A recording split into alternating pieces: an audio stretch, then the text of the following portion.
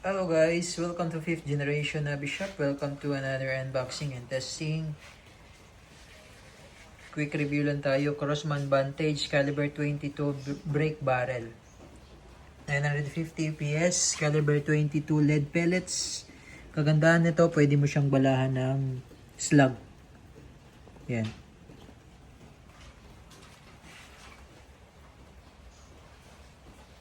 Pure wood stock. Safety. Tapos, naka-ano na siya, oh. Fiber optic sight, front and rear. Oh. Fiber optic sight na.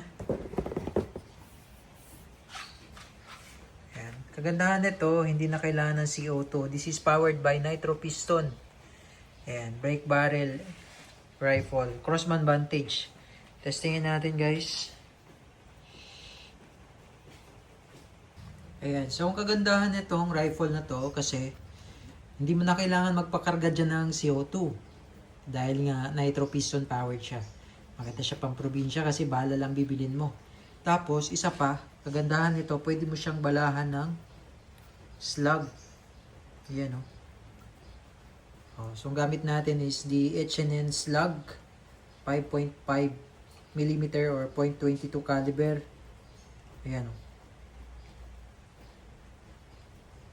Yan yung slug. Yun yung kagandahan dito sa ating rifle. So, paano ba siya gumagana? So, i-break mo siya, no? Ito, into siya. Yung sight niya, oh, naka-fiber optic sight na rin. Adjustable yan. Sa front, naka-fix. So, ganito lang yan. I-break mo siya. Kaya siya brake barrel. Yan. Tapos, dito mo ilalagay ngayon yung bala. So, ito yung ating slug, oh.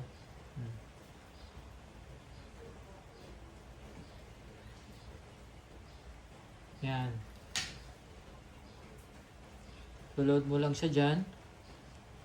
Yan. Tapos, balik. Okay. Ready to shoot. So, every break, lagay ng bala, shoot. Yan. Tapos po, pwede mo siyang lagyan ng scope. By the way, ito may kasama na tong scope.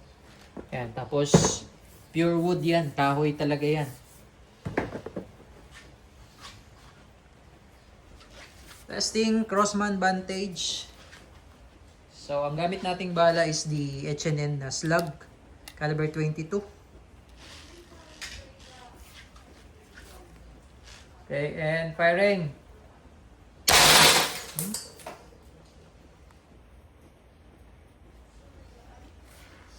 Ang ganda nito, solid.